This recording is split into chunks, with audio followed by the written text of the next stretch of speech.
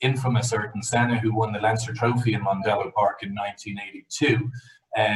Leo Nulty is going to obviously be having a great chat with Tommy Byrne and David Kennedy in a few minutes. They can tell you an awful lot of things about Ayrton. But as my parting note, I'll say that Fiona is going to be circulating an email after this presentation, and in it will be a corporate brochure as well as my contact details. So if you'd like to get any more details at all in terms of how you could bring a team to Mondello Park, either clients or staff, I'd love to hear from you. So without further ado, I'm going to pass over to Leo Nulty. I'm sure you're in for a great time. So Leo, over to you. Hey Piers, good afternoon everyone. Great video from Mondello Park there. I'm one of my many roles is the commentator at Mondello Park, and I had to stop myself commentating at that video there. Some of the stuff that's going on at Mondello Park. They're just about to reopen down there, and we're hopefully going to go racing at the end of this month, which would be wonderful. I'm a big fan. I've been going there for many, many years. As I said, I'm the circuit commentator for on and off 20 years. I'm a journalist for Autosport and Motorsport News, a correspondent for the Irish coverage of the Irish events. I also run my own company with I do promotions and events, and it all tends to lean back towards motorsport. I'm delighted to be on here today. It's great to be a part of this Irish International Business Network event in association with Mondello Park. And of course, they probably look younger than me, but I've got two, I could almost call them childhood heroes of mine, David Kennedy and Tommy Byrne. So hi guys. There's Tommy. Hi Leo. Hey Tommy. And Hi, there's Leo. David Kennedy. Hi. Well, great to see you. Wonders Hi, of modern technology mean that we don't all have to sit in the same place. Not that we could anyway, but I'm in County Kildare, not that far from Mondello Park, but Tommy's all the way across where he now resides in the United States of America, and David from France. So wonderful stuff. And we had a little warm-up preview yesterday just to make sure we could all hear each other and see each other, and it turned out to be great fun. And I have a feeling today isn't going to be any different. And Fiona had asked us for an agenda, and we sent an agenda, but I'm feeling that'll be going into the shredder very, very shortly. Tommy, I'm in Daytona. I'm in Daytona, Florida. Daytona, good stuff. And David, where are you? I'm in France, in a little village called Saint-Genès. Great stuff. How's the weather, guys? Because it's raining heavily here. And my weather here, actually, the sun is not shining. But anyhow, Piers was saying something about going to Mondello and you don't need a license. Well, when I went there in 1976 for the very first time to do my school, the Mondello driving school, I didn't have a license. Yeah. Pat McConnell brought you down, is that right? Yeah. Yeah. Well, Tommy, I remember you saying that it was something like 25 quid a lap or 25 quid for the session or something like this. Yeah. 25 quid for 25 laps. Just I'll give you a brief info if you're not a motorsport fanatic about these two guys. Both of them got to Formula One. Both of them started in Mondello Park. So Mondello Park, very much the place to go if you want to start a career, you fancy a career. But Tommy had a meteoric rise through the ranks. And I suppose the biggest story, the one that everybody talks about, is the fact that he jumped into the McLaren. We'll talk about that later on. He jumped into the McLaren and went quicker than John Watson and Niki Lauda had gone, and it was their car, the equivalent of jumping into maybe Lewis Hamilton's car now and beating that time. We'll talk about that again. David Kennedy went up to Formula Ford in Mondello, won 2 British championships in 1 year, almost won the European Championship the same year, got into British Formula One and started winning. That was a series at the time, and then made it to Formula One. with Shadow, and we're going to talk about that. Maybe we'll do some business analogies and see what these guys learned and what worked and what didn't work when they're going on. But Tommy, tell us a little bit about your story briefly. Well, what we learned is try and get in the right car at the right time. Well, that hasn't changed, has it, Tommy? Yeah. No. I suppose that's a good business analogy as well. You need the planets to align. If you can plan your career, it certainly helps a lot more than just having to go for it with no money and just trying to take what you have to take for the time being, you know. And if you can just hold off and say, oh, I don't really need to drive that car this weekend, I'll pick the next one, like Senna was able to do. Me and David, we had to take what we got, and then sometimes sometimes it helps and sometimes it doesn't help. Yeah, you weren't from a privileged background, really, Tommy. You know, and as you said, your book. We'll talk about your book later, which is still available, and you got to read it. You don't have to be a motorsport head. If you picked it up in a shop from the sports section and flicked through it, you'd put it back in the fiction section, because Tommy's story is hardly believable. But Tommy, my mother was she was a teacher, and she used to use sean-ucals quite a lot, and one of her favorites was "Is treasure duchas ná lunt," which means nature is stronger than nurture. So meaning that you can train and train and train, but nature, you'll never be as good as nature. And you had that, like you're very open in your book about the fact that you didn't have personal skills, or you didn't do any of the stuff. If you want to be a racing driver now, as David will tell you later, you need to be a politician, you need to be a salesman, you need to be a businessman. You didn't have any of that, Tommy, but you had a feel for a car that nobody else had. I had a feel for a car, and of course, and I believed in myself. And I don't know why I believed in myself so much, because I just want to be a mechanic. I had no interest in being a race car driver. Since I was like a little kid, I was always working on little bikes and stuff and taking wheels off, taking the bike apart, my sister's bikes apart, and not putting them back together. And I just want to be a mechanic. When people asked me when I was growing up, what do you want to be when you grow up? And I said mechanic. And that went all the way up until I was 18 years of age, actually. And I was working as a panel beater in Joe McCardle's in Dundalk. And Pat McConnell came in and said he just went to Mondello Park and he did some laps in a Formula Ford car. And I said, did you need a license? And he said, no, didn't ask me for a license. I said, well, because I don't have one. And I got a lift up there, and then I did my 25 laps. John Murphy was running the school at the time. I did my 25 laps for 25 punts at the time. I'd say it was. It was raining. I spun off 7 times out of the 25, and then I left there believing that I was the best driver in the world. And for some reason, I couldn't sleep. And that's when I decided I was going to be a race car driver, just like that. There's a great quote, Tommy, in the trailer for your film. And it says, I didn't think I was the best racing driver in the world. I knew I was the best racing driver in the world. And that's something in all sports that sports coaches and mind coaches try and train into people's self-belief. But we didn't, as we said, we didn't have data, we didn't have trainers, we didn't have any of that sort of stuff. But you just had that self-belief. Did that help you get there? I mean, I know it sounds bad at the time, but that's what I believed. I mean, if Ron Dennis came up to me and said to me, Tommy, do you think you're the best driver in the world? Do you think you're the best driver out there? I said, I don't know, Ron. Maybe I think I might be okay, but I think I might get better. Yeah, he's what's he going to say? You know, wanker. And then, but then if you do say you're the best driver in the world, what's he going to say? Cocky bastard. So you're screwed. You're screwed if you do, and screwed if you don't. I just happened to believe that I was, and lucky enough, I won enough races to be able to back it up in enough championships. You sure did, yeah. And did anything did that ever wobble, Tommy? Did you ever think maybe I'm not that good, or maybe somebody's better than me? I don't know. I went to Japan once, years later, after I kind of failed in Formula One. I got a deal over in Japan to maybe I'm going to try and make some money now. And I went to Suzuka. I think if David might know Suzuka, it's a tough track. And I was learning a Formula 3000 car and the track at the same time. And I did 3 laps, and then it was dark and I couldn't do any more driving. I thought then at that stage that maybe I was in the wrong business because I wasn't fast enough. But thinking back on it, I did 3 laps around Suzuka. I was trying to learn a car and learn the track at the same time. So I went to bed that night knowing that I'm probably not going to get this drive. The next day I got up, drove the car. Yes, I did 20 laps and I was back again. I felt back. But that's the only time I ever thought to myself, wow, I don't know about this. I don't know about this driving anymore. But that was years after I did Formula One. That was really the only time. What about you, David? How did you start off, or what brought you to Mondello Park initially?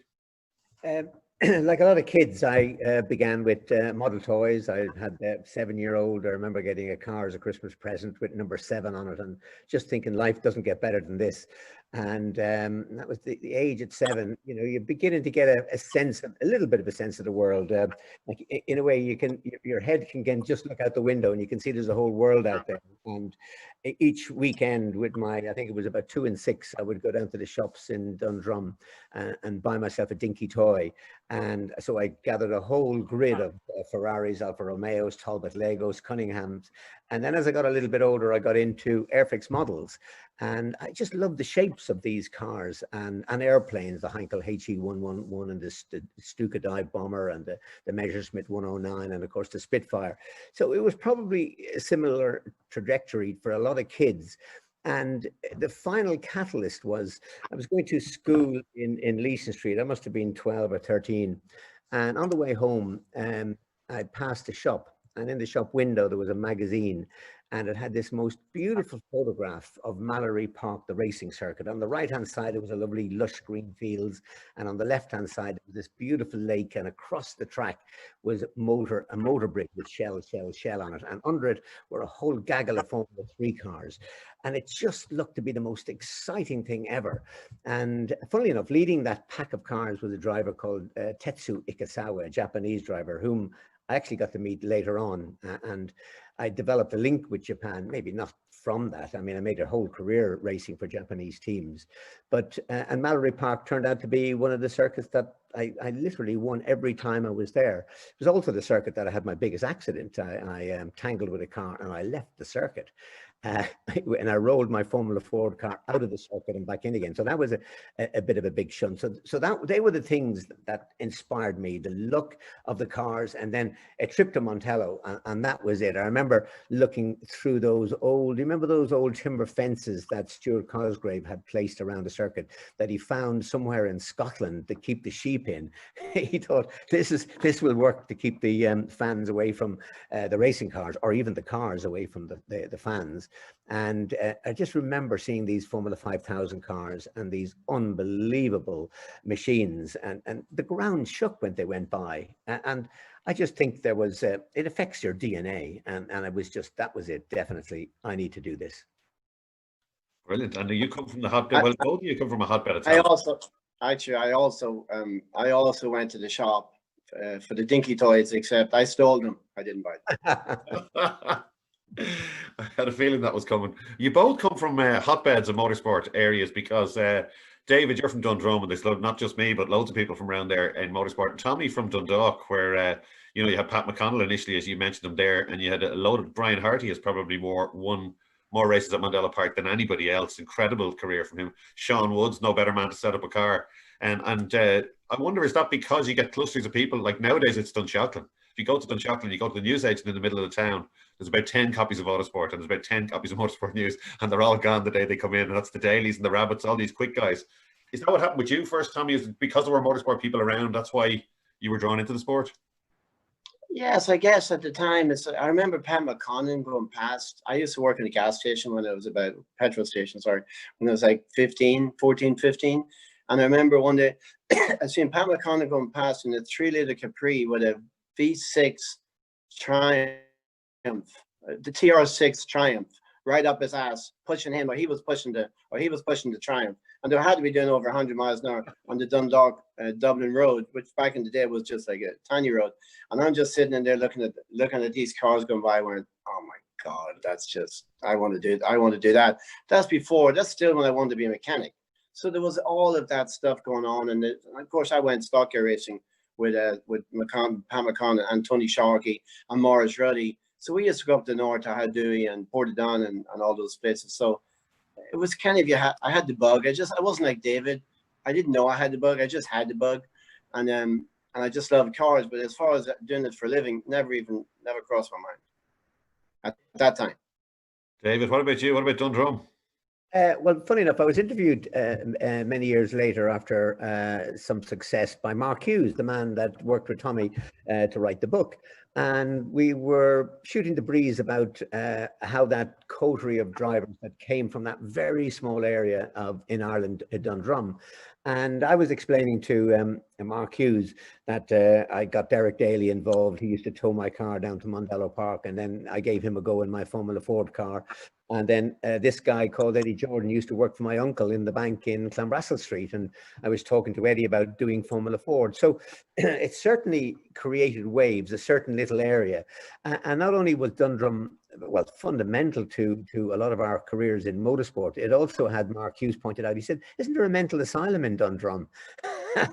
So the joke became that unless you were in the vicinity of this a mental asylum or the water in Dundrum, that you wouldn't have had a career in Irish motorsport. But I remember sitting with Derek Daly in the Dundrum car park. This is before it's the metropolis that it is now, tossing a coin to see whether we were going to go to Alaska or to Australia to further our careers in motorsport. And so Dundrum is sort of a central station, certainly for some of the pool of Irish motorsport. Of course, you had Byrne Belgrave down there as well. Sorry, Leo, before I forget, like David, because if it wasn't for David and Derek Daly, I'm not too sure if I would have went to England racing, because 1976 is when I did it all. That's when I went to the school in Mondello. That's when I decided I want to be a race car driver. At that same time, David and Derek were over in England doing Formula Fords. And I was reading the magazines as well. Obviously, you get all the sport, then you start reading all the sport. And I would read about these two Irish guys. And I figured, well, if they can go over there and do it and get it done, I'm sure I can do the same thing. So basically, that's kind of where I got my initiative to be able to go to England in the first place.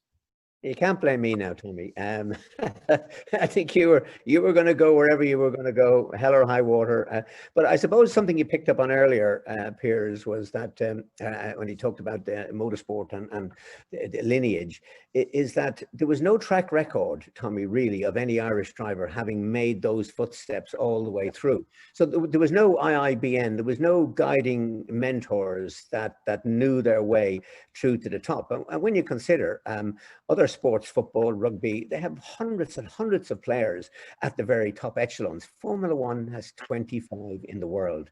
So it was quite extraordinary. We were so incredibly well represented. At the time I was there, John Watson was there as well, and Derek. That was 3 Irish drivers out of 25 in Formula One, which was pretty astronomical, really. Yeah, it worked out quite well, and it was a big ask to go. But I think Robin Rhodes was an iconic commentator at Mondello Park, and a big part of my childhood hearing his voice, you know, as you were up the excitement in the Phoenix Park or Mondello Park. But there was always a benchmark. Probably later on than you guys, we had Vivian Daly, who was probably one of the best, if not the best, national racing driver ever in Mondello Park. He won and won and won. Brendan McKenna, people like that. And Robin Rhodes used to always say, if the young guys, if the karters can beat these guys, then pack your bags. It's time to go to England. And I think, David, you had a quote in some other interview, if you can win at Mondello, you can win anywhere. So it's a good place to cut your teeth. Yeah, I mean, from my perspective, and I've used this analogy quite often, is that it's a circuit that drivers don't want, but it's a circuit that drivers need, because it has all the most difficult corners in it. And quite literally, it was our university. So having accomplished a degree of success and having mastered Mondello, I raced in Nürburgring, Silverstone, Daytona, Le Mans, and none of them presented the challenges that Mondello had. In certain areas they did. Probably one of the things that you had to learn was slipstreaming, and where you didn't really get a chance to do that in Mondello. But other than that, it had all the corners you didn't want, but were just perfect for your training. David, there's a piece in your, I remember you had a nickname, but you probably don't like it, but the nickname Kamikaze Kennedy. But when that film Golden Mondello, which is worth a watch, by the way, you can find that through Mondello's YouTube channel or YouTube channels and social media. Declan Quigley was interviewed, and he's a very well-known journalist now, very accomplished, but he was one of your biggest fans back in the day, and he was saying David did this on purpose, painted his helmet black, painted his car black, maybe even tousled the red hair to look a bit wild so people would stay away. Is that true? Well, there's a slight element of truth in that. To give you an example, the Formula Ford races that we raced in, when we raced in Europe and in the UK, was the center, the epicenter of motor racing in the world, and they came from everywhere. So you had grids of 60, 70, 80 cars from all over the world. And what the difference was a tenth of a second between you and 10th place. So you knew really you had to set a mark both on the track with the car and who you were. And I felt intimidate some of these other drivers, not quite in the Conor McGregor style. I wouldn't want to throw a chair through a bus window, but I was quite forceful in my relationships with those drivers. And if there was ever a corner to be decided and I was wheel to wheel with the other car, they would invariably back out because it was Kamikaze Kennedy, which was a name that was genuinely unfounded because I had a very, very few accidents. But the intimidatory aspect of that certainly helped. That's a bit like joining a new school and finding out who the bully is and tackling him on day one, isn't it? To make a bit of a name for yourself. What about you, Tommy? Did you get involved in any mind games? Yeah, a lot. But David, whenever I went to Europe for the first time as a works driver in 1979, courtesy of Byrne he actually got me my first drive. So I went over to England in 1979 with a PRS works drive, and I ended up they took me over to Austria, and they took me over to Hockenheim and Nuremberg Ring. And I was 20 years of age. It's like, I remember driving from England to Austria. It's like the longest drive of my life. I never drove any more than an hour before. And here we are driving like 10 hours. But we got to drive slipstream. We got to learn slipstreaming at Hockenheim before the chicanes at God knows what, 140 miles an hour. A bunch of kids out there learning their craft. And I remember I was coming up to one of the chicanes, and I'm in the middle of the road, and I think I was third or something at the time. 10 cars went down the right-hand side of me. 10 cars went down the left-hand side of me. I'm in the middle. I'm shitting myself, and I'm going. I looked to my left, I looked to my right, and just they all went by. And then I got mad, and then I caught most of them back up, and I got back up to fourth or fifth. But of course we crashed. I mean, think about it. You got 25 kids out there learning their craft. There was no schools in those days. There was no driver coach telling you, back off, you let them go. It's not worth it. It's like you learned your craft the hard way. And we raced at the best tracks: Hockenheim, Ostrad Ring, and the Nuremberg Ring. I mean, at 20 years of age, it doesn't get much better than that. But as far as intimidation, of course, yes. I mean, I know that when I get behind somebody and that guy in front sees Tommy Byrne in his mirror and he goes, shit, that's him. And if I'm in front, they're behind, they go, shit, I know it's not going to be easy to get by him. And that's just what you have to do. I mean, I took a poor John McCracken at Mondello because he blocked me for the whole race. I had 19 out of 20 laps, and he's going to win the race. And I already was leading 2 championships in England, and John's going to be his superstar. So on the last lap, I went across the grass and T-boned him. And then that's just something I had to do at the time. If I had known John's background, I would never have done that. Moving swiftly on. Yeah. So when you went up through the ranks, Tommy, how much pressure was there? Like in many sports, if your feet have been lifted off the ground, you're being backed. Like you just said, 20 years old, works PRS driver. That's incredible stuff. How much of a margin of failure had you? Did you have to keep winning to keep that drive? Was there a chance the drive would just disappear from under you? Well, I mean, that year, probably not so much, but I had to win. There was no question.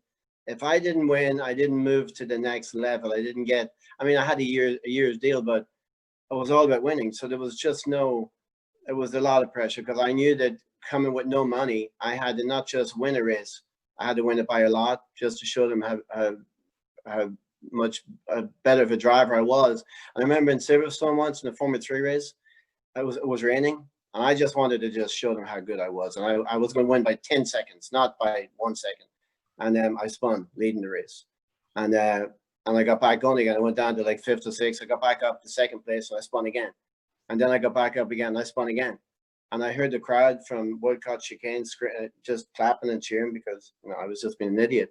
And that was the day that I learned you don't have to win by 10, 20 seconds. You just have to win the race. So it took me like 3 years to figure that out. But that's the difference. But I always thought I had to win by a lot because I had nothing. So I had to show them that my talent was worth more than money. David, what about you? How did you feel in terms of pressure and when you had those drives, with the Hawk or any of those drives? Were you under pressure? Yeah, it's such a steep climb. I mean, it was interesting listening to Tommy and the analogy that by how much you had to win by.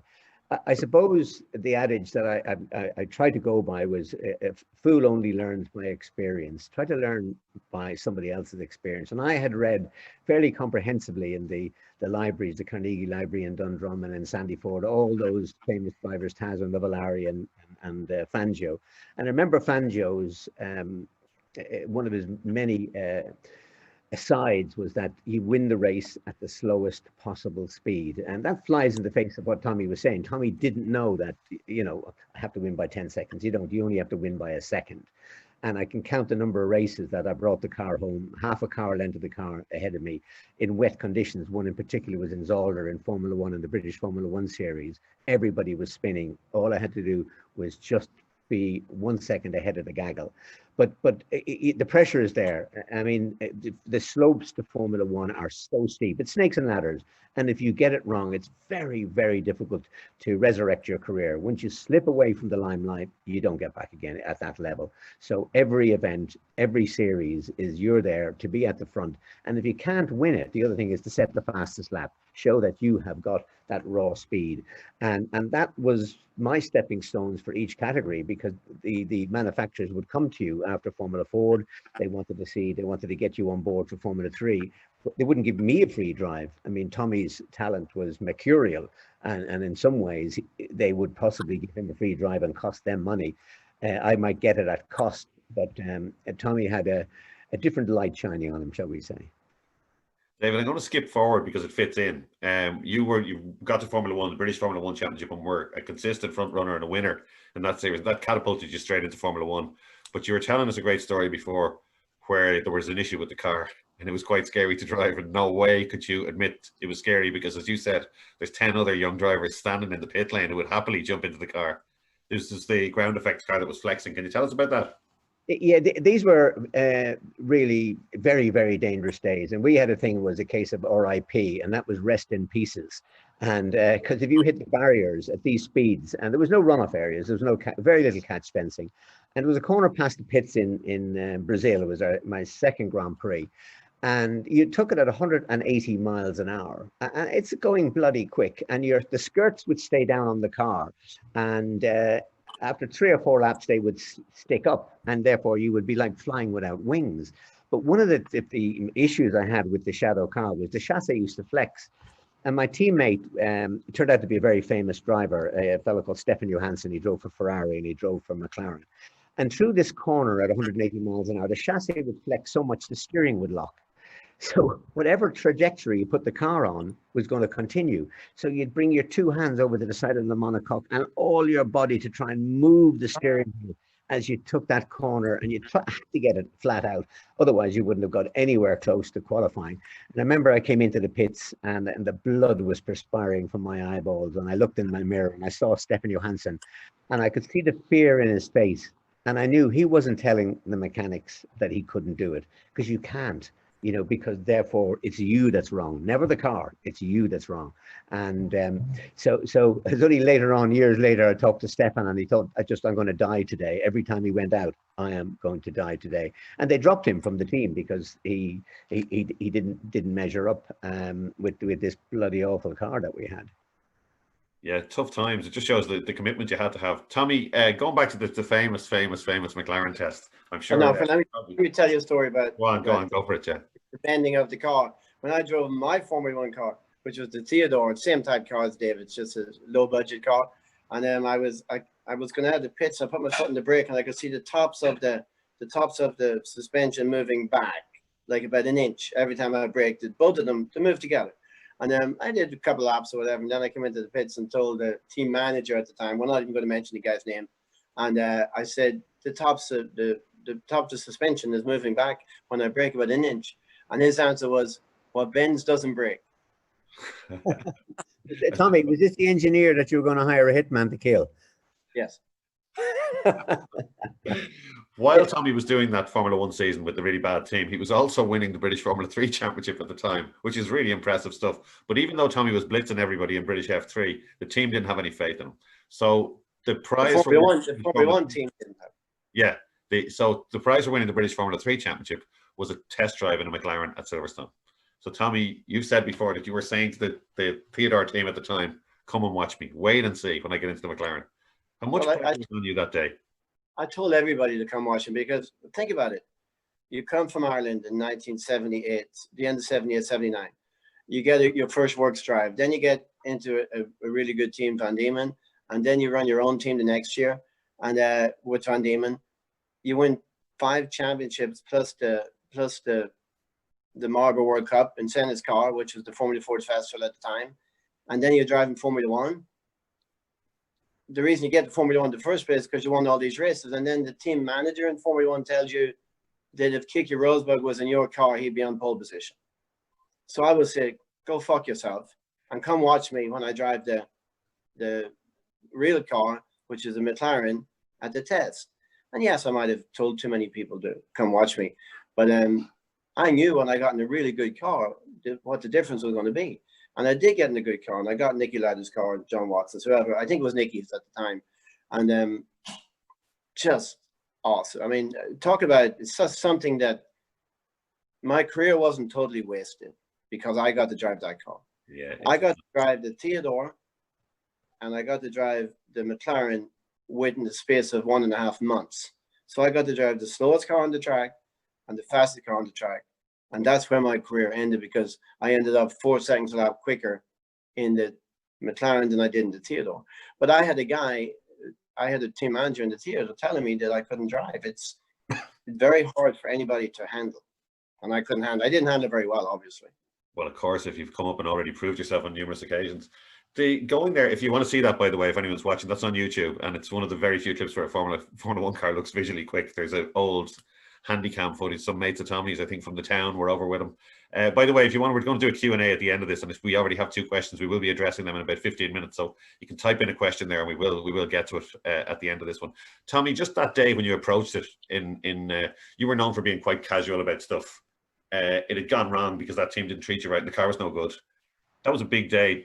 Were you as casual as you always are, or did you know there was a little bit of pressure on when you arrived? No, I was pretty casual. I went out the night before. Did you? With my friend, and we hooked up with a couple of girls, and I actually brought him to the track the next day. I wasn't thinking straight then. I figured out, I told my friend, can you keep them over there in the corner somewhere? So he kept them away from everybody. So really nobody knew what was going on until I wrote my book and I told the truth what was happening. I was pretty casual for sure. But yes, when I really got down to getting into the car to doing the job, I did start to have second thoughts at the last minute because Thierry Boutsen was driving it before me. Now remember, I got this drive as a prize. I didn't get it because Ron Dennis loved me. I got it because I won the prize for winning the British Formula 3 Championship. Thierry Boutsen got out of the car, and I was watching Thierry when he was driving. I respected Thierry as a driver because he came to the Formula Ford Festival years before and nearly won it. And that's pretty hard to do for a European driver. And I could hear him telling the McLaren mechanics that the car was understeering really badly. And I thought to myself, shit, I hope I can do what I said I could do, what I told everybody I could do. So I started having second thoughts. And once I got in the car and did the first lap, second lap, yes, there was a tiny bit of understeer. Nothing to talk about. You could just brake it a little bit earlier, turn a bit earlier, and gas a little earlier, and it was gone. No understeer at all. So once I found that out, then I was good to go. But I did have a bit of a hiccup listening to Thierry talking about how good the car was, and I ended up going to second quick on Thierry Boutsen that day. Yeah, that was incredible. I remember Dad and myself actually watching the final round of the British Championship because it used to be on BBC, I think it was, on Saturdays, and watching that. And there was no internet, no Twitter. Hard to believe for younger people these days. We had to wait and go down to Cars in Dundrum that David probably would have known and get Autosports and see what the story was. And then we had heard you were going to test the McLaren, so waiting and waiting. And obviously on the day of the McLaren test, there was no news because there was no internet. You know, we didn't know. And then hearing it later, convinced you were going to get a McLaren drive the next year, wondering why. And I suppose the book turned on the light, didn't it? And then there was that story going around that we can blow away here today on this that Ron Dennis said you're quicker than Nicky, and you said Nicky who, but Ron wasn't there on the day, isn't that true? No, Ron wasn't there at all. And the Nicky Lauda thing that happened in my first race in Austria. My friend Bob Constanturis, he was a journalist friend of mine. I thought he was my friend, and I was sitting in Teddy Yip's motorhome, and Bob was interviewing me, and he says, Tommy, how do you feel, you know, been in the same race as Nicky, as Nesson Piquet and Nicky Lauda. And I said, Nicky who? I was cracking the joke. And then I went on to say that, well, I mean, I don't really feel anything because Nicky is up the front, I'm down the back. We're not really in the same race. So that's kind of where I left it. And then he did the it was Grand Prix magazine, and he just ripped me an ass. So he wasn't my friend at all. Right. Okay. And then, of course, all the stories start happening. And then that story is put with the Ron Dennis, tell Ron Dennis to go fuck himself. And, you caused the worst car in the world, which is not true at all. It was the best car in the world. That's why I wrote the book, because the Tommy Byrne stories were getting bigger and bigger and more lies, and it wasn't really true. And I had some better stories, so I decided, it took me a lot of years, but I decided to write a book and tell the whole truth. Well, Tommy, when you were a kid, back in my day, you didn't log onto the internet to get news. You went out to play, and you'd meet all your mates, and we all thought this was the best thing ever, because we thought you'd said that to Ron Dennis. Thought it was absolutely brilliant, But as you said, that's why you wrote the book. Let's give the book a bit of a mention. Crashed and Burned. It's a really, really good read. You can catch the movie as well on Aer Lingus or Amazon Prime or even on YouTube. But the book is available. Tom Heavey, a great supporter of motorsport on the Irish vintage scene as well, owns the Irish Vintage Scene magazine, has a printing company. He's printed it. So if you want to buy a copy of Tommy's book, irishvintagescene.ie, and Tom will be only too happy to post you out one. And that's actually an extended version with a few more hidden chapters added, Tommy. Yeah, I got it. Me and Mark Hughes, my writer partner, we got the rights back, and we own the book now. And I put in like 50 pictures and a little bit of a upgrade on some of the characters, what happened to them. Slightly less censored than the original Tommy, perhaps. Maybe, yes. But the original was censored. Mark Hughes did me a lot of favors. He probably kept about 80% of the stuff I wrote to him out of it. Brilliant. Great stuff. Well, do have a look at that, or at least go on to YouTube, have a look at the trailer and get a taste for Tommy Byrne. David Kennedy. We're talking yesterday very briefly about mentors and about people that helped you along. And you had Group Waterworks and John Hines, and people like that were missing from motorsport, but we've got people back helping us again now. But tell us a little bit about your relationship with that, how it helped your career. Yeah. There was just a tiny little aside I wanted to mention with Tommy when I was with him in Mondello last year, and he had several of the books, and this kid comes up with a copy of the book and asked Tommy to sign it. And Tommy asked this kid, "What age are you?" And I think the lad said, "I'm 14." And Tommy says, "Do your parents know you're reading this?" So Tommy signed it and found the man's parents and said, "I'm not sure your son should be reading this," because it's actually it's an incredible read, not just from any motorsport perspective, but just a life lived on the edge. And to be quite honest, I give it to many of the drivers that I work with to tell them, look, this is what you don't do. And there's lovely elements in it of what you do want to do. But that was just a piece on Tommy. Look, I suppose none of us, Tommy or anyone, would have got anywhere without support and guidance. And I was very lucky that I had a fantastic break with my sponsor of many, many years, John Hines of Group Waterworks. And John supported me when I came back from Australia, having worked in the mines to get the money to go motor racing. And I know Tommy had Maurice Reddy help him from Dundalk, and individuals, like they wouldn't have had the £400,000 to give you, but it was always somebody there if you were good to give you 50 quid or 100 quid just to put the petrol in the car alone. And then later on, I had Martin Byrne support me when I started my sports car career, and I worked with Martin, and we drove together in many different categories. And Martin, of course, eventually it was the gentleman that bought and owns Mondello Park. But the kids today, there's very few. There's John Campion, who does a fantastic job now for the young kids coming through. He's helping James Rowe, and I know he helped Jordan Dempsey. And there's John Coyne in the rallying world helping kids come through. So we definitely need more guys like that. And of course, the returns, as Tommy said, Tommy had a great quote. He said, "Do you know what? All I lost was 100 million. And for not making it in Formula One, because the returns now, they're the wealthiest sportsmen in the world, the Formula One drivers, and the Schumachers and the Hamiltons are all in the hundreds of millions in terms of income. So there is a return if the talent is there. And in Ireland, there is the talent. I just mentioned two drivers, and there's more on the way coming through. Alex Dunn, a young kid in karting, doing phenomenally well. Alex O'Grady, world kart champion. Luke Allen doing incredibly well. So there are the drivers out there, and they just need that bit of support. Yeah, we've always had the drivers, David. It's interesting you mentioned those two guys because I'd be behind the curtain on both of those operations. I do a little bit of social media training with the MI Rally Academy.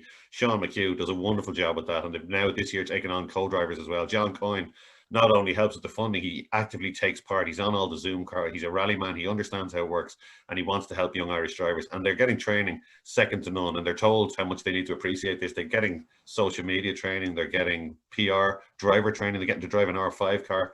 And these training days, I'm happy to say, are coming to Mondello Park. And the next one has just been booked at Mondello Park because I know Mondello would like to be and should be the centre of excellence for that. We'd be hoping to get young drivers down there and train them, you know, and give them that step up. And John Campion, of course, we could see Tommy's got a CJJ top on there. There you go. That's morphed as well. The CJJ Motorsports is now, it's not just John helping people, it's become an academy, and Matt Griffin's been brought in to head that up. And they've got a lot of people on it. They've got Craig Breen, Nicole Drought, people like that. And John is actively saying that he's looking over their shoulders, over Nicole's shoulder, over James' shoulder for the next wave. And he's going to set it up that it will bring on the next wave of Irish drivers. If you haven't got an Irish passport, he says, forget about it, you know. So all of a sudden, we've got this back, which we didn't have for years. So there is a chance. But that's an incentive for the likes of Alex Dunn, Alex O'Grady, you know, young Alex Colby, these Carters, to do a bit of social media, to learn about that stuff. Try and make sure people like John Campion see it, because they are out there again. And there is maybe a chance that we can have another Tommy Byrne and another David Kennedy, you know, it's other people that will get well up the ladder. John and Suzanne Campion are they're the John Hines, Derek McMahon, and Martin Byrne all rolled into one. Yeah. And John Hines was very, very good to me. And I'd walk up and ask John for money just at the wrong times, and he helped me lots and lots. He helped a lot of drivers, John Hines, and as did Martin Byrne and Derek McMahon. Derek's already gone now, and Martin's. David touched on that, but I remember Michael Rowe saying before when he was being interviewed about something that he said the thing about Ireland was there was always someone to give you 100 quid, be it Derek McMahon or be it Don Cassan or somebody like. There were always these mentors around. So it's great to have John Coyne and John Campion stepping up and helping young Irish drivers now. Motorsport Ireland have moved forward as well hugely. They're linked in now with Sport Ireland. You know, they're now athletes, the drivers, you know, and there's opportunities for backing, there's opportunities for funding that were never there before. So if we've got the talent that we always said we have, there are now more opportunities than there were. And long may it continue. Definitely, Mondello has a bursary now, a Martin Byrne bursary for young drivers coming through, and Jordan Dempsey was one of the first recipients of that. So hopefully this will build up for other drivers on the way through to bring them up to the opportunities of Formula One that we essentially didn't have. There wasn't any strategic funding in place. It was seat of the pants stuff. But as you mentioned, Motorsport Ireland now with John Naylor and Arthur Collier have really stepped up to the mark and brought that forward in a very professional manner. Yeah, absolutely. Leo Hassett too, a great addition to the team in there. Tommy, you're very relaxed these days, living the life. I've spent a bit of time with you over there, and you seem to be in top form. You do a little bit of driver training still and a small bit of racing? Yes, I am. See you, everybody. My son's leaving. Sorry, he's leaving for a couple of days. Yeah, I do some driver coaching. I still work up in Mid Ohio somewhat. I have a small company called Diablo Drifter Driving Academy for teaching defensive driving for teenagers at car dealerships. The car dealership pays for 100 kids, and we do that a couple of times a year. I'm doing pretty good. I get to drive. I get to drive some. I drove Schumacher's 191 Benetton there about 2 months ago down in West Palm Beach. I think he drove it a little bit, and so did Roberto Moreno. So I got to drive that for like 9 to 10 laps. Got to drive a Senna McLaren, one of the track car, 962 Porsche. So I get to drive some nice cars. Of course, I went to Ireland, Mondello, and drove the James Hunt car like a couple of years ago. But my favorite race of all, of course, every year is the 6-hour Fiesta race at Mondello Park. Talk about fun. Those guys just drive this shit out, and they don't care if it's Tommy Byrne, David Kennedy, or anybody. It could be a 16-year-old in front of you, or it could be a 70-year-old, and they don't want to let anybody by. I love it. That's a championship Tommy's referring to that's run by Mondello Park. It's for 1.25, 1250 cc Fiestas, 80 brake horsepower, $2 grand, $2.5 to buy you one. You can race it all year, and you can bring 3 of your mates with you and do a 6-hour, almost a mini Le Mans at the end of the year, and you can take on Tommy Byrne and David Kennedy, Formula One drivers. It's as simple as that. Look it up, Google the Fiesta, have a look at it on YouTube. It's a great race meeting. David did it as well. Tommy, we might as well spice it up a little bit because the bleeping machine isn't working here, I noticed. Tell us a little bit about Mexico when the Formula One dream went wrong. How wild was it when you went to Mexico? I mean, all the stories. Yes, I wrote a book, and I've got all the wild stories and everything. Most of the stories happened after Formula One, because, you know, once you fail in Formula One, which I did, you know, you get one chance, as David said, one chance only. After that, you're not going to get back to Formula One. So everything after that is just going to be, you know, like second best. So I went to America and started all over again in Formula Ford 1600, got all the way back up to Indy Lights, won a bunch of Indy Light races or Indy ARS races. And then I'm just running out of time. I still think there's a chance of getting Indy cars, you know, and you just do another year and another year and another year. And then I'm running out of time, running out of money. Went to Mexico, just partied a lot down in Mexico. I was actually a superstar because they love racing in Mexico. There was 30,000 people at the Formula 3 race in Mexico City, which, by the way, is one of my favorite tracks. So I used to drive Formula 3 y Formula 2. I would drive Formula 3 y Formula 2, Formula 3 and Formula 2. I was driving two different series. I was getting paid by the Formula 3 series $30,000 then not to drive Formula 2. Formula 2, we called it down there. And I was sponsored by Corona in Formula 3 and Section Amarilla, which is Yellow Pages, in Formula 2. So I was a bit of a superstar down there for 2 years. I could go to Zona Rosa, Mexico City. I had an apartment down there, and I would go down there, pick up my phone at about 1 o'clock in the afternoon, and I'd pick up my phone, any of 10, 15 people, and then we go drinking from 1 o'clock until sometimes 1 o'clock at night or next morning. So I had to get out of there, and a lot of drugs, a lot of craziness. And that's when I decided that it's just time. Well, my friend Nacho shot at me and tried to kill me by accident. I don't know if he meant to kill me or not, but he was a very bad shot and he missed. And that's when I decided that I went to see my team owner down there, and I said, I probably need to get out of here, and we need to stay away from Nacho because he's crazy. He just tried to shoot me last night. And that's when I went back to America, called Calvin Fish, my friend Calvin. He was working in Mid-Ohio. And that's when I decided that it's now time to get a job and move on, because the money's not going to come from actual driving a race car. So that's when I started teaching. Okay, good stuff. Well, if anyone wants to hear more about that, get the book or watch the film. We've got a load of questions, and I'm wary of the time here, so I'm just going to pick a few of them.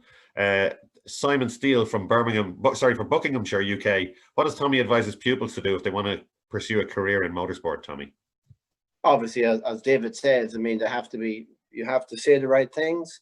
You have to be very fit. You have to be fitter than the next guy. And I certainly don't teach them to go out and party and have fun. I will teach them just to do the right things, which everybody knows what the right things are, you know, and just hustle and try, you know, just it's not easy being a race car driver. I mean, sometimes I took it for granted, kind of. Sometimes I'll ask my guys, so how's turn one? How's it feel?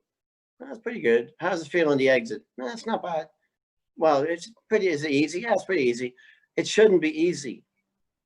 Driving a race car fast is not easy. Every single turn, you have to work on every single turn, every single lap, sometimes for 2 hours. And if it's easy, then they're just not trying very hard. And well, you can just imagine what I tell them. I can just imagine what you tell them, yeah. We have a question from Declan Quigley, and that's for David Kennedy. No surprise there. David, what was your greatest performance as a driver? Was it in single-seaters or in sports cars?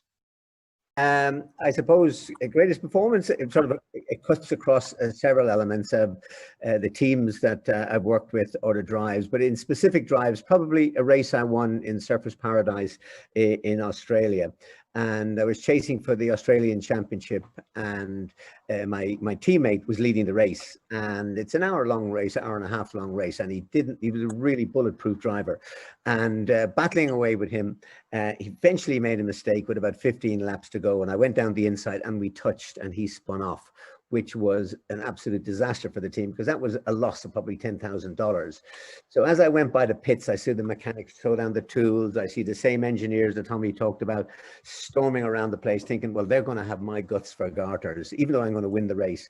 So on the last lap, I pretended to drive into the pits, and which totally panicked them, because it meant I wouldn't have won the race, as if because I'd run out of fuel. And then I just pulled out of the pit lane and got the checkered flag and won. And they were so relieved, they forgot the fact that they were going to try and decapitate me.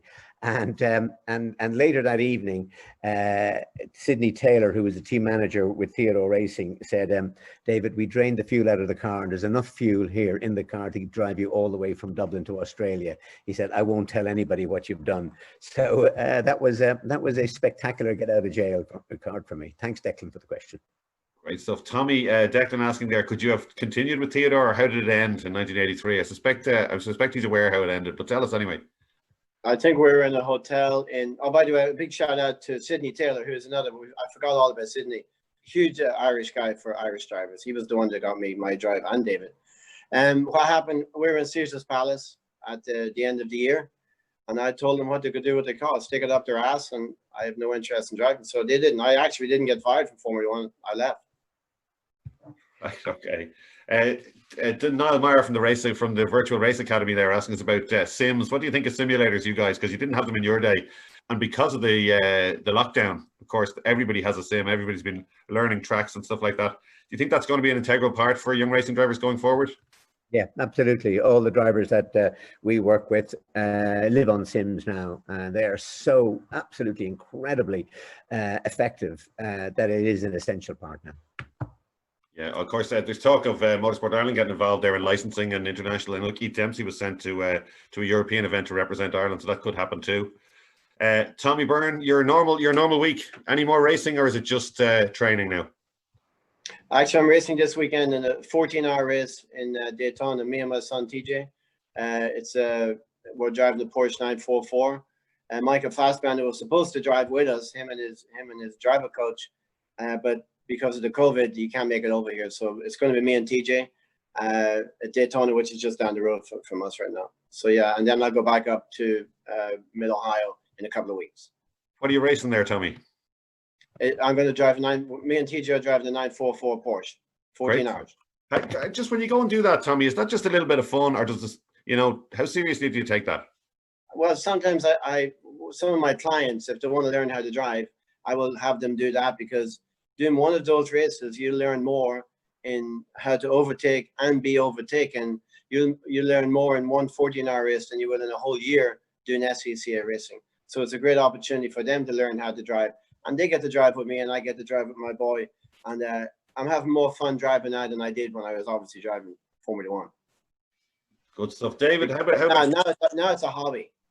It is a hobby, but I had a quick look at a leaked document from David Kennedy at the 6-hour race last year for stuff for the team to get ready, and it looked like, David, you were taking it pretty seriously. Well, many years ago, when I was racing in Le Mans, Top Gear came over to Mondello, and they was racing the de Chevaux races there, and they were top speed, 60 miles an hour. And they said, what's the difference between Le Mans and the 6-hour, and they were 12-hour races in Mondello at the time. And I said, it's absolutely the same. There's no difference. There's only 200 miles an hour difference. But the same tenth of a second you're looking for every lap. You're trying to clip the apex. You get the throttle on at 1 inch before that mark on the ground. You're exiting exactly at the same spot. So the skills are the same. It's just a difference of 200 miles an hour and possibly 200 million pounds as well. David, we have a question there from Colm Doherty, a massive fan of motorsport, and a man that's been involved in it for many years. What are the top lessons from motor racing for a career in business? Perhaps the old saying, always be selling, is appropriate. Yeah, it's quite different business from motorsport. Motorsport, I believe, really sets the bar, or any sport sets the bar very high. The difference in business I see is that you've got to make a profit for it to continue. In motorsport, you have to be the winner. If you're not the winner, your business or the team will collapse.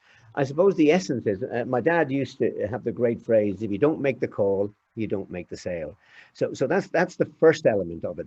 And the second is really having an absolute belief in what you're doing in your sport that you can take over the business. I ran a company, Grand Prix Raceware, and it was only a small a little shop, and I remember pitching to Shoei to become the importer for Europe for their helmets, which was an absolute massive win if I could get it.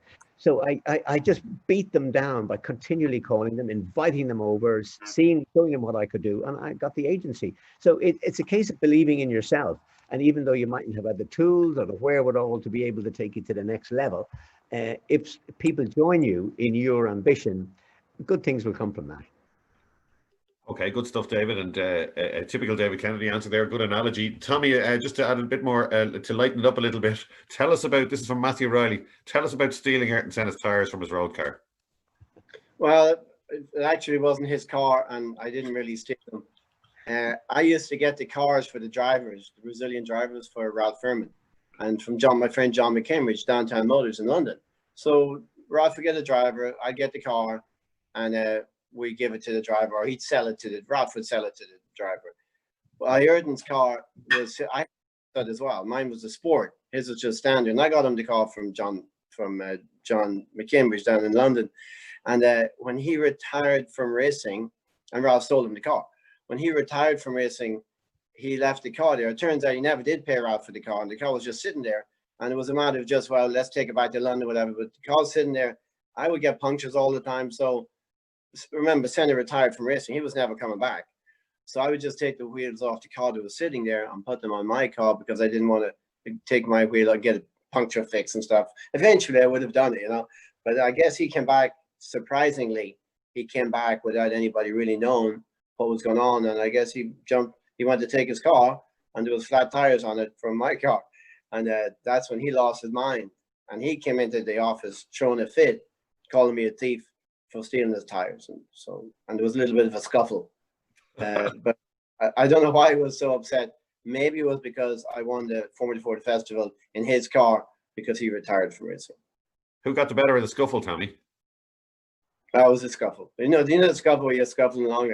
I'm not a big fighter. I'm not a big fighter in literacy. You can just imagine scuffling like two women.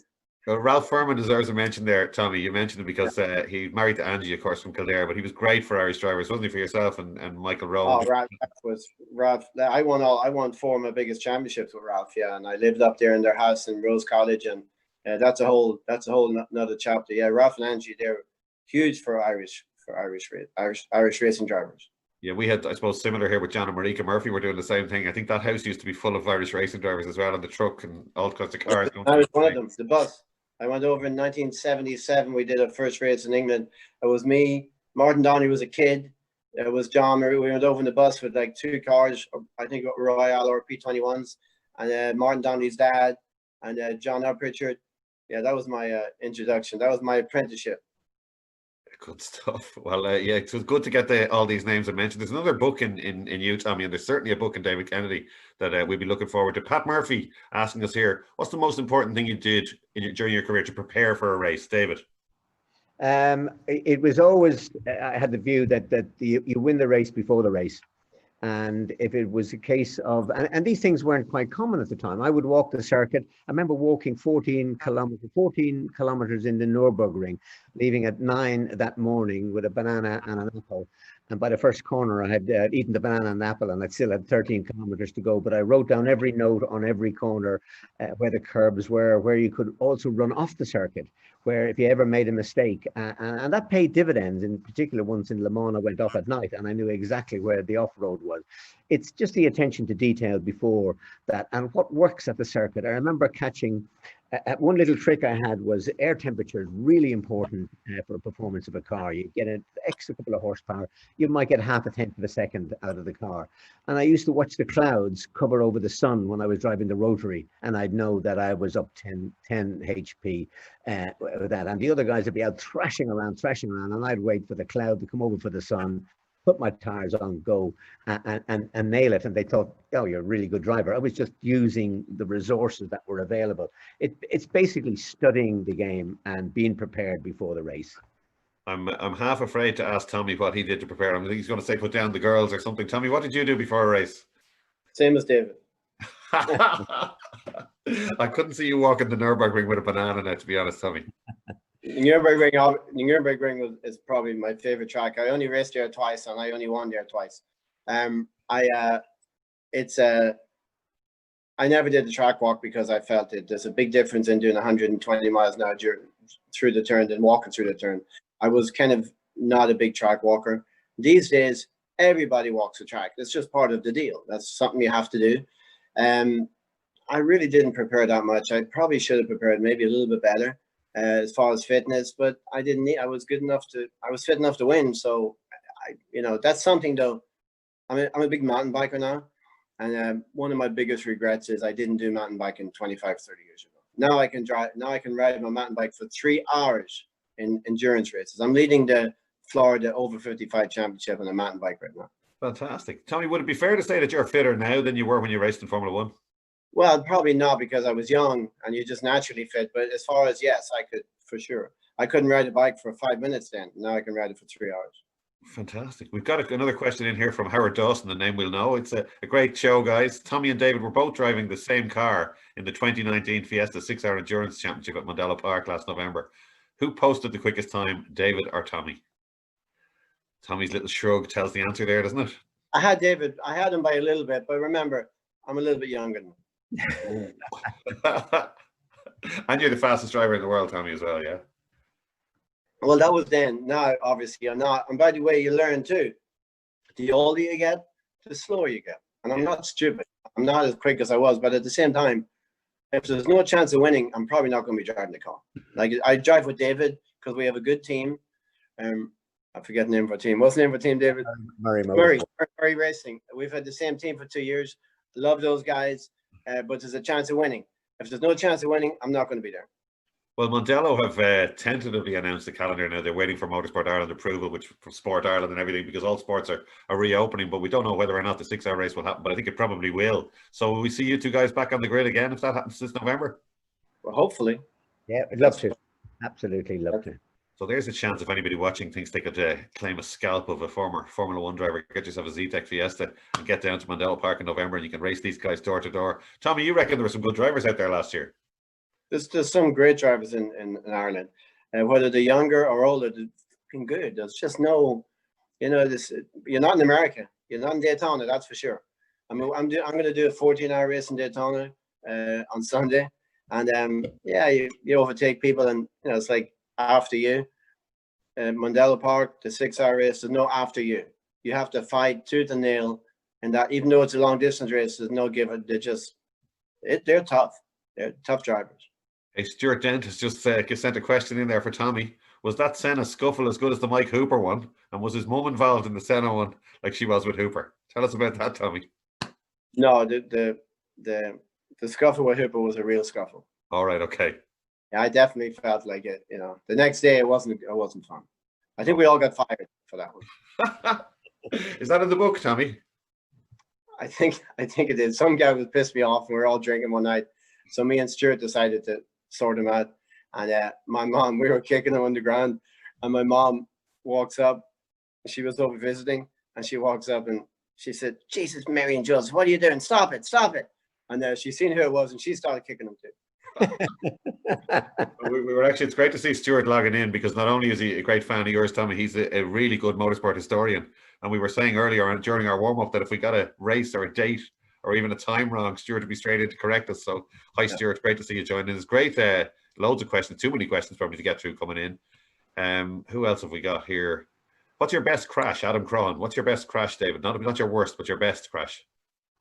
I don't have the Gilles Villeneuve approach of saying, God, that was a fantastic shunt. Each shunt is quite shocking. I suppose the worst one I had, I actually wasn't injured in, which is a bit of a contradiction, it was in Argentina, the first Grand Prix, and I had a telegram from the Taoiseach wishing me good luck. So in my first Grand Prix, so the pressure was enormous, and it was the far side of the circuit. Again, it was a 170-mile-an-hour corner, and you were trying to take this particular one. This is Argentina, Carlos Pache circuit, and on the inside of the circuit there were parked these 1960s fire engines, huge yokes, and they were too close to the circuit to start anyhow. But when it came to final qualifying, I had one chance to try to get this corner flat, and halfway through it I lost the car. I just keeping my foot in, and I spun off, and I went to hit the fire engines, and I put my head down and I just waited for oblivion, because at that kind of speed you're going to get destroyed. It's going to be, as I said, RIP, rest in pieces. And I came to a stop, and I was still alive. The car was in tatters as it had gone through all the grass. And what happened between lunchtime and the qualifying later on, they'd moved those transporters across to the other side of the circuit. And you realize that, you know, your life is in your fingertips. And you know, that would have been some call that the team had to make to your parents to say that we couldn't find the body. It would have been that bad, you know. So those things are and enough of those happened to me in Formula One to sort of take your confidence. Okay, good stuff. Tommy, we'll do one more question after this, but tell me, what about that? What's your biggest shunt or your best, if you were? I had a good one. The only time I ever injured myself in racing actually was in Phoenix Park when I hit the post in 1980, when I hit the gas post and wrecked the car there. I nearly killed Mo Murray. Remember Morris Murray? He was like 15 at the time. Yes. He was with the yellow flag in his hand. That was the one I got in. I injured my knee, and because it hit the side of the car, the piece of metal that sticks around there at the cockpit where your knees go in. And ever since that, I always made sure that I put something in there soft, so as if I had a small accident like that, I wouldn't do it again. But one of the memorable ones, I was driving for Eddie Jordan in 1983. It was in Imola in Rome, and we got disqualified in qualifying for something, and I got put to the back, which was lucky enough. It didn't put me out completely. But then, yeah, I'm going to show them. I'm going to show those Italian guys, you know, don't disqualify me again. So I'm out there, I'm warming my tires up, and I'm going, I'm talking to myself, going, I'm just going to show you guys. I'm going to be first before the first turn. I'll show you guys just before the start of the race. I'm warming my tires up, going past the Eddie Jordan hospitality.